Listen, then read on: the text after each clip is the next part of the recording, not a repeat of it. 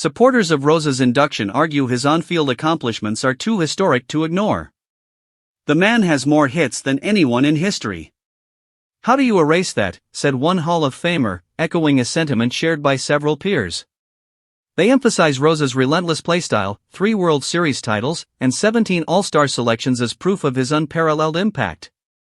For these advocates, Cooperstown's refusal to enshrine him feels like a denial of baseball's own record books. The Hall isn't a morality test, argued another. Ty Cobb wasn't a saint, but he's in.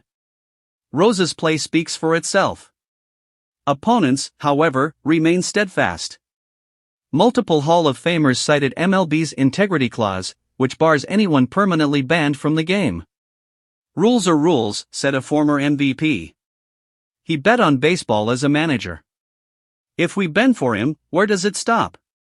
Others expressed concern that honoring Rose would undermine the league's stance against gambling. A stance now complicated by MLB's embrace of sports betting partnerships. It's hypocrisy to profit off gambling today but keep punishing Pete, countered a dissenting voice. The divide often falls along generational lines. Older inductees, who played alongside or against Rose, tend to sympathize with his persona as a baseball lifer.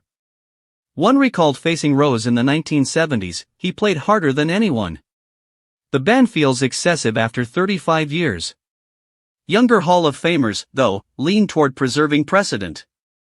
What message does it send to future players if we forgive this, asked a 2000s-era star. A recurring theme is the distinction between Rose as a player versus Rose as a manager. Some suggested a compromise, induct him solely for his playing career while acknowledging his managerial ban. Cooperstown celebrates players, noted a Hall of Famer. His mistakes came after he retired as a player. Separate the two. But MLB's lifetime ban makes this legally murky. The Hall cannot consider anyone on the ineligible list. Underlying the debate is a broader tension: should the Hall reflect pure statistical achievement or serve as a guardian of the sport's values? For some, Rose's exclusion upholds baseball's moral authority. For others, it reeks of selective judgment, especially as steroid-era stars remain on the outside looking in. We've let in guys who cheated the game chemically, argued one voter. Pete gambled, but he didn't alter outcomes. Why is his sin worse? Notably, none of the 12 Hall of Famers interviewed dismissed Rose's wrongdoing. Even supporters acknowledged the gravity of his actions. But as one summarized, the Hall is full of flawed men. Pete's flaws are just more public. Let history judge him, warts and all. With MLB reportedly reconsidering Rose's ban, the conversation has new urgency.